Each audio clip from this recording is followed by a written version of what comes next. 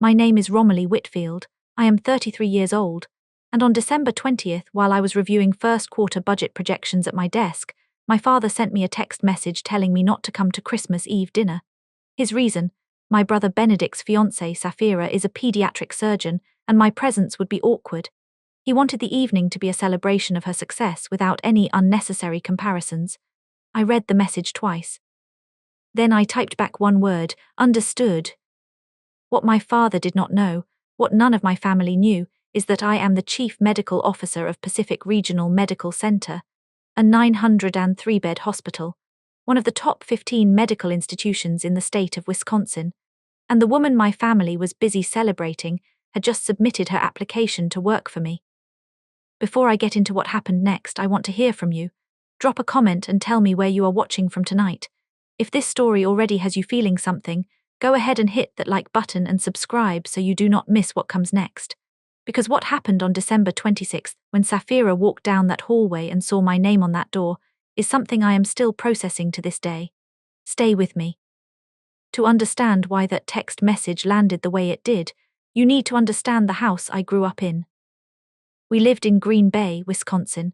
My father, Gerald Whitfield, worked as a senior accountant for 31 years before he retired. My mother, Donna, taught third grade at an elementary school 2 miles from our house for 24 years. They were not cruel people. They were not intentionally unkind. But they had a way of seeing the world that placed my brother Benedict at the center of everything, and the rest of us somewhere in the margins. Benedict is 4 years older than me. From the time he was 8 years old, my parents treated him as though he had already become something remarkable. Every grade he earned, every sport he played, every friend he brought home, it was treated as evidence that the family had done something right. I was not invisible exactly, but I was never the point. I remember being 12 years old and asking my father if we could get a home computer so I could learn how to use spreadsheet programs. I had read about them in a library book. My father said the family budget was too tight that month. 3 weeks later, my brother, who was 16 at the time, asked for a computer to play video games. My father came home with it on a Saturday. I did not cry. I went to the public library the next morning and taught myself on their machines. That pattern continued for years, not in dramatic, obvious ways, in the quiet, accumulating way that only the person being overlooked ever fully feels. When Benedict got a parking ticket in college, my father paid it without being asked. When I needed new textbooks during my second year of medical school, I sold a winter coat and 2 textbooks I had already finished to cover the cost. No one knew. No one asked. The sharpest moment came when I was accepted to Johns Hopkins University School of Medicine.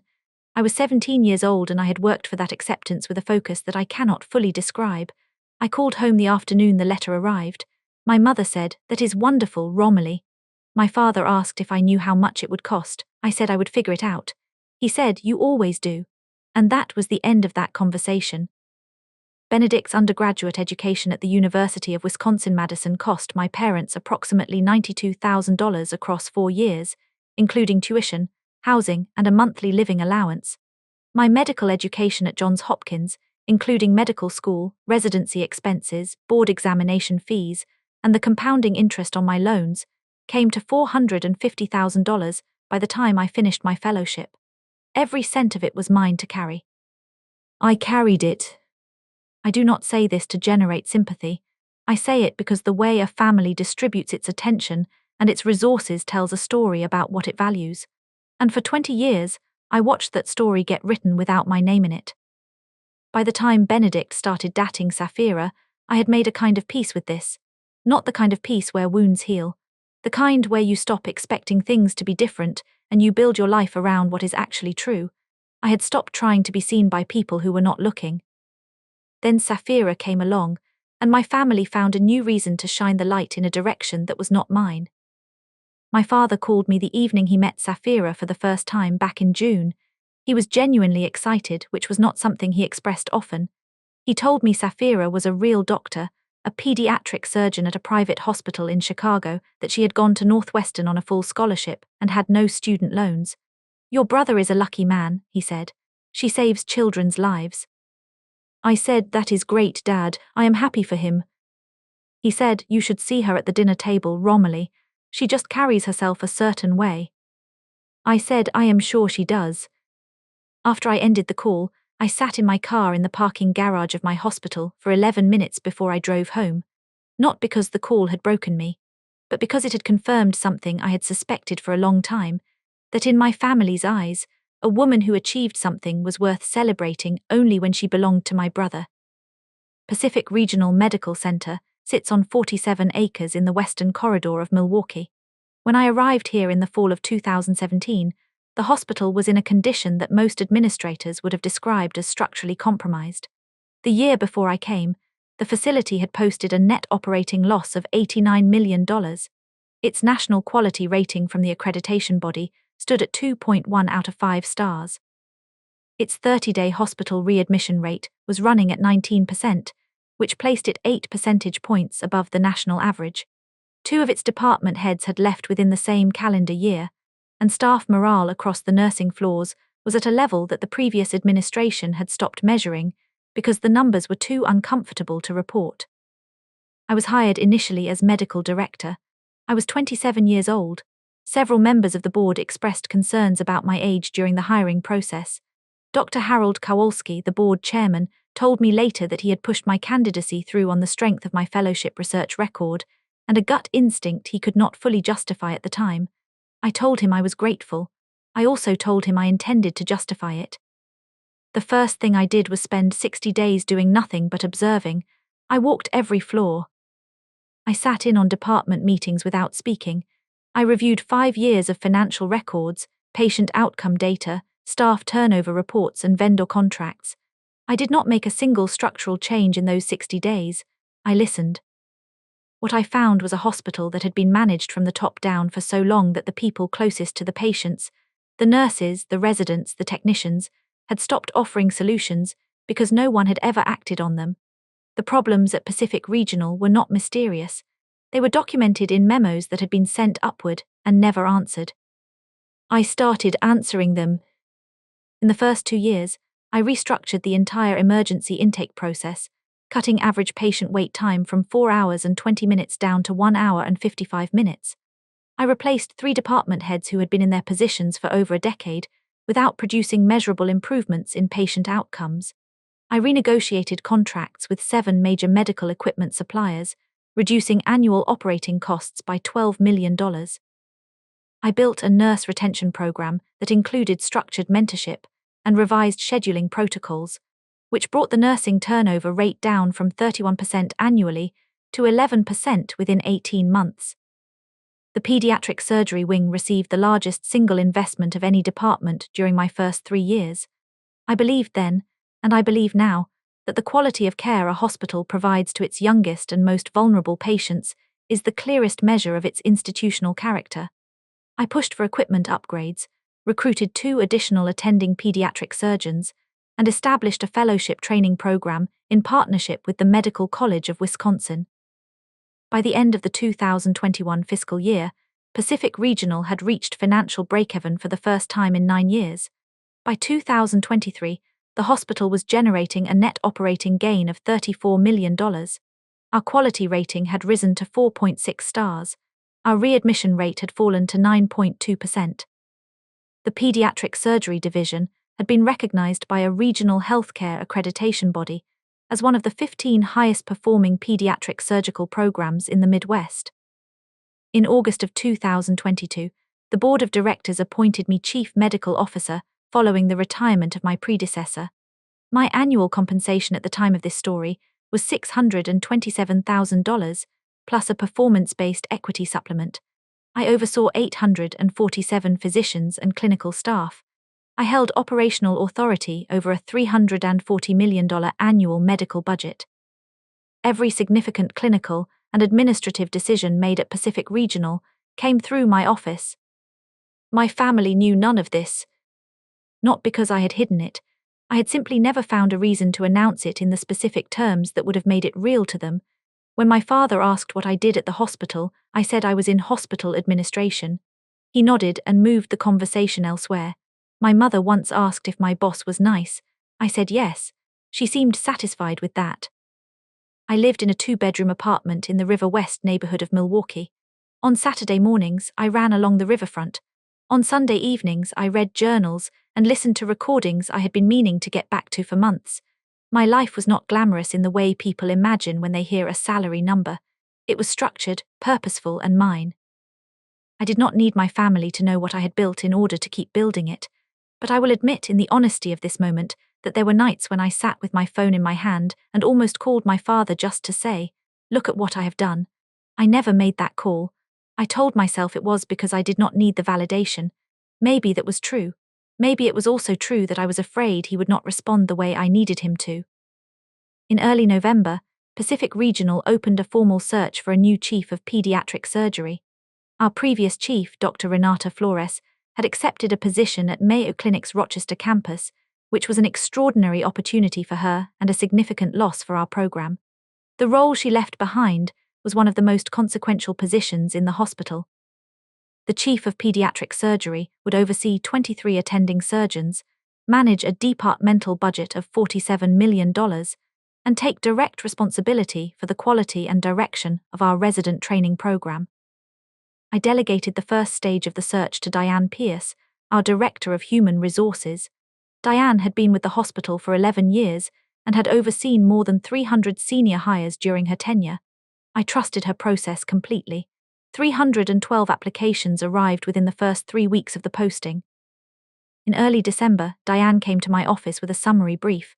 The applicant pool had been narrowed to 3 finalists. She placed the folders on my desk one at a time. The first candidate was a surgeon from Houston with 14 years of experience, including 5 years in a departmental leadership role. The second was from Seattle, with strong research credentials and experience in pediatric trauma. The third folder had a Chicago address on the cover sheet. I opened the third folder.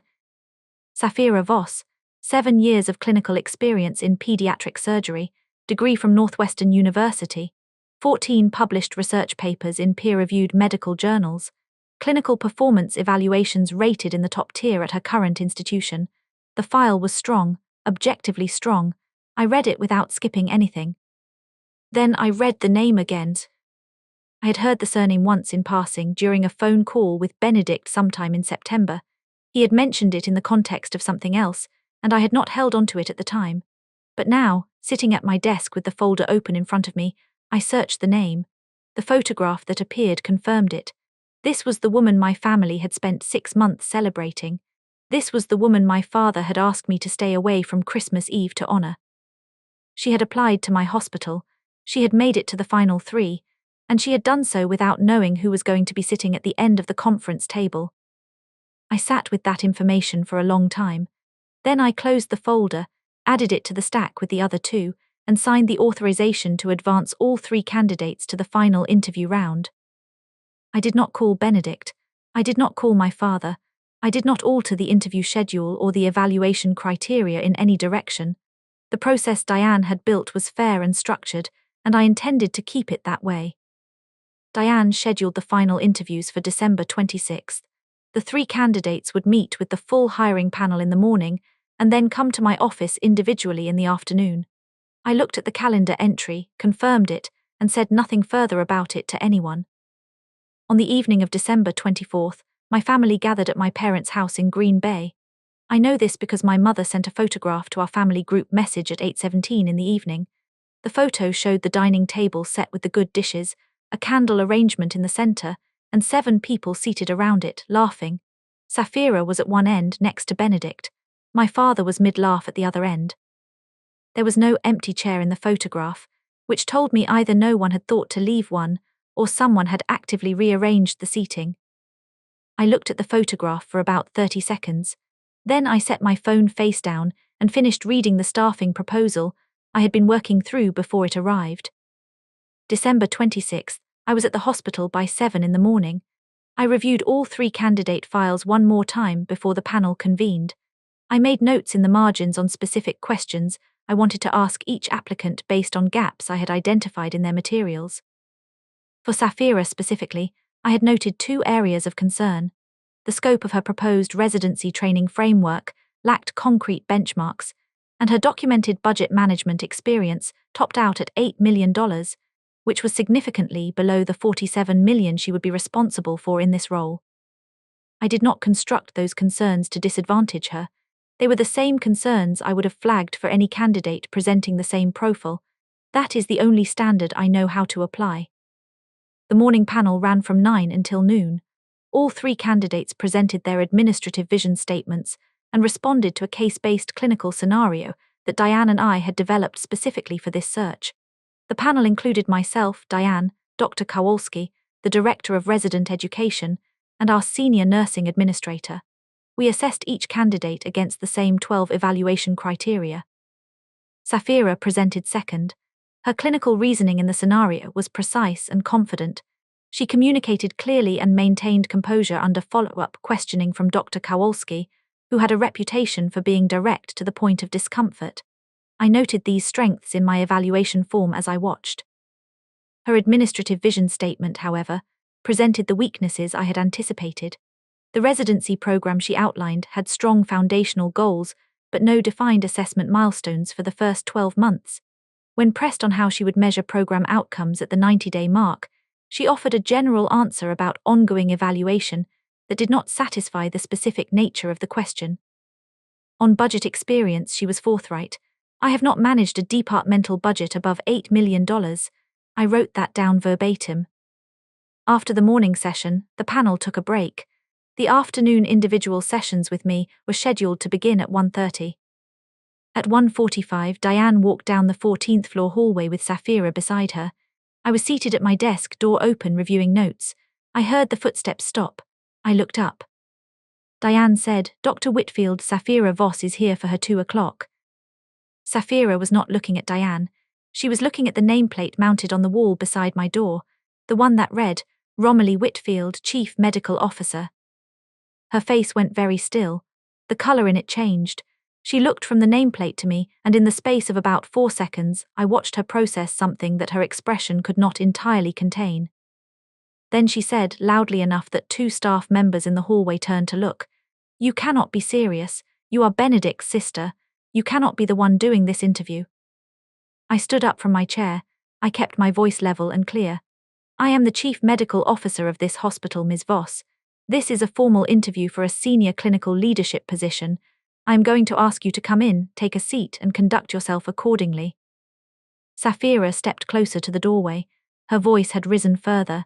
"This is a conflict of interest. You have a personal relationship with me through your brother.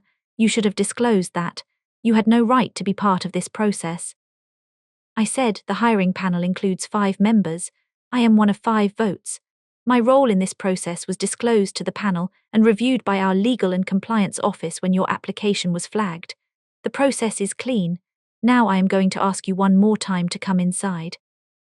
She said, "I am going to call Benedict right now." I said, "You are welcome to make any calls you need to make after this meeting. You have 20 minutes scheduled with me.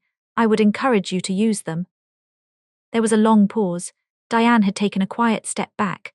The 2 staff members in the hallway had found reasons to be elsewhere. Safira stood in the doorway for what felt like a full minute, though it was probably closer to 15 seconds. Then she walked in and sat down. I closed the door. The 20 minutes that followed were professional and thorough. I asked her 3 questions I had not covered in the morning session, focused on conflict resolution within a surgical team, managing a personnel issue involving a senior attending, and her strategy for building relationships with hospital administration as a new department chief. She answered the first question well. The second was adequate. The third was underdeveloped. When the session ended, I thanked her for her time. She left without responding. That evening, the full panel met to compare evaluations.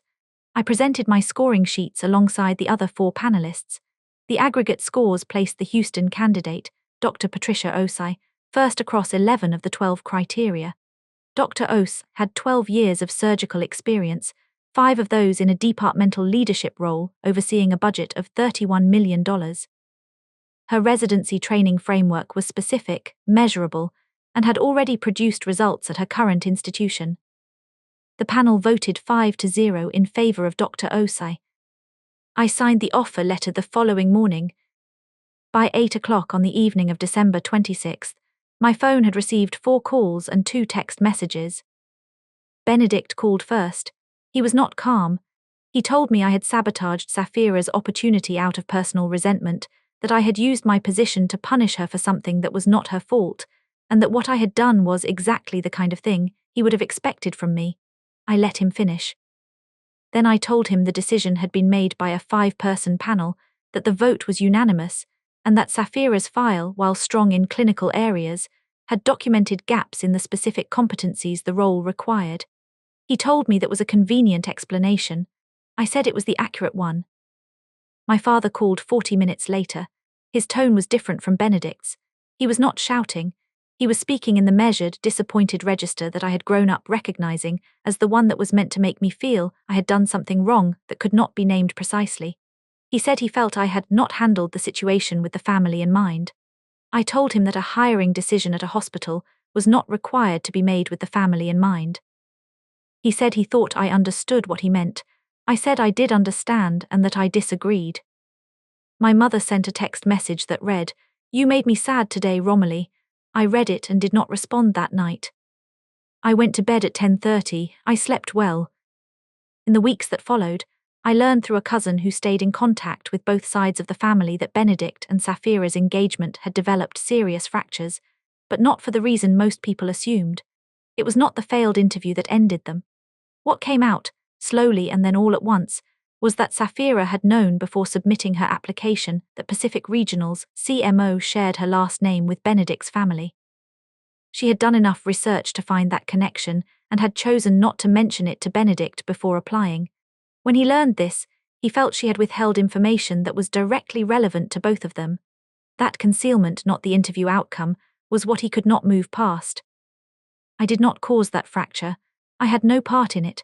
The crack had existed inside their relationship before December 26th, and the events of that day simply applied pressure to something that was already unstable. In February, a writer from Forbes contacted my office to request an interview for a piece on hospital turnaround leadership. The article ran in the magazine's March print edition and online. It was 12 pages long. It included a photograph of me at my desk and a detailed account of Pacific Regional's financial and clinical recovery over the previous 6 years. The piece was titled The Architect. It ran with my full name and title, printed beneath the photograph. I know my father read it because he called me on a Tuesday evening in early March at 7 o'clock, which was not something he did. He called without a stated reason, which was also not something he did. When I picked up, he was quiet for a moment. Then he said, "I did not know, Romilly. I thought I knew what you were doing and I did not know at all." He paused again. I should have asked. I had no excuse for not asking. I was sitting in my apartment in the dark. I had not turned on a light after getting home from work. I listened to what he said, and I did not rush to fill the silence after it. Then I said, "I know, Dad." We talked for 41 minutes. It was the longest phone call we had shared in at least 15 years. He asked about the hospital. He asked about specific decisions I had made that the article had referenced. He asked what the board meetings were like. He was not performing interest. He was genuinely there in the conversation in a way he had not been before. 3 weeks after that call, Benedict sent an email. He said he had been thinking about what he wanted to say for a while and had written several versions before sending this one. He did not open with an apology. He opened with a question. "Can you tell me about what you have been building? I want to understand it." I read the email 3 times, then I wrote back 4 paragraphs. I described Pacific Regional, the condition it was in when I arrived, the years of work it took to change that condition, and what it felt like to sit in that building and know that what existed there now was different because of decisions I had made. At the end I wrote, "I never needed you to cheer for me. I needed you not to look past me. There is a difference."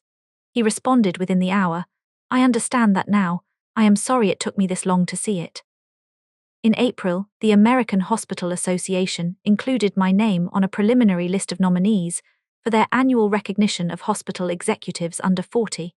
I found out through a notification from our public relations office, read it, filed it, and moved on to the next item in my inbox. My family has not fully healed. I want to be honest about that, because I think the version of this story where everything resolves cleanly does a disservice to what actually happened. My father still occasionally says something in a phone call that reveals how deeply the habit of centering Benedict is wired into him. My mother and I are in an early, careful stage of something that might eventually become a real relationship. Benedict and I exchange messages every few weeks. None of it is fixed. All of it is moving. What I know now, more clearly than I did before December 20th, is that I had been waiting in some quiet part of myself for my family to see me, not to celebrate me, just to see me, and the waiting had become so much a part of how I carried myself that I had almost stopped noticing it was there. I do not wait anymore. Not because my family finally looked, but because I realized, somewhere in the middle of those 41 minutes with my father, that I had built an entire institution while I was waiting. I had built it alone, and it was extraordinary, and it had been there the whole time, fully real regardless of whether anyone in Green Bay knew about it. You do not need to be seen to be significant. You need to do the work. The work is what remains when everything else falls away, and the work eventually speaks in a voice that no one can talk over. Now I want to hear from you. If you have ever been the person in your family who was overlooked while someone else got the spotlight, drop a comment and tell me about it. Have you ever been in a situation where someone underestimated you and then had to face what you had actually built? I genuinely want to know. Share your story in the comments below, because I think a lot of people watching this right now have lived some version of what I just described, and those stories deserve to be heard. If this story resonated with you, please hit the like button. It takes 1 second and it makes a real difference in helping this channel reach people who need to hear something like this today. If you are not subscribed yet, subscribe now so you do not miss the next story. And if someone in your life is quietly doing extraordinary things while the people around them are looking the other way, share this video with them. Let them know that someone else understands what that feels like. Thank you for being here with me tonight. I mean that. To everyone watching from wherever you are in this country and wherever you are in whatever you are going through, keep building, keep doing the work. The truth has a way of showing up exactly when and where it needs to.